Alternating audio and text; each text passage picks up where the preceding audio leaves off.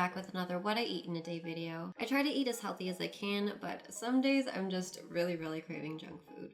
I try not to buy my junk food while I'm out or while I'm at the store, just because you can never really tell what's in it when it comes to ingredients. I have 3 different recipes that you can make at home that are kind of on the healthier side, so let's just get into it.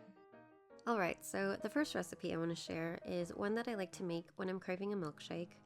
All of these recipes are going to be vegan, by the way, as I don't like to eat dairy and none of these recipes use any animal products. I start off by pouring about a cup of almond milk into my blender and then adding a scoop of this chocolate coconut milk ice cream from Trader Joe's. I don't put too much of this as it is a lot of sugar, and you can definitely switch this out for just cocoa powder if you'd like. Then I'll add 1 banana and a pretty big spoonful of peanut butter. You can stop here and start blending if you want, but I also like to add spoonfuls of hemp seeds, flax seeds, and maca powder to this as well. These are all superfoods that not only claim a ton of health benefits, but they also help to thicken the mixture up and mimic the consistency of a standard milkshake. The second thing I want to share is a vegan nacho cheese sauce recipe. I make this whenever I'm craving movie theater nachos. I chop up an entire head of cauliflower and put that into a large saucepan, along with half a cup of cashews that I've soaked in water for a couple of hours so they're easier to digest. Next, I'll add about a cup of shredded carrots and enough water to cover everything in the pan before covering and cooking on medium heat.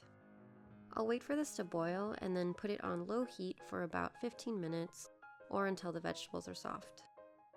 Once that's ready, I'll strain this and blend it with a cup of almond milk in my blender, finishing off with a 1/4 cup of nutritional yeast, salt, paprika, cayenne, cumin, oregano, pepper, and a little bit of mustard. All of this to taste. Blend it all up, transfer to a bowl, and enjoy with some tortilla chips. The last recipe is going to be a super easy cookie recipe.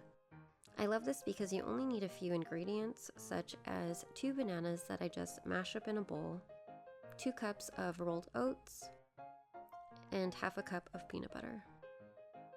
Once this is stirred up, you can stop here, but I'm going to add a little cinnamon for flavor and agave nectar for sweetness.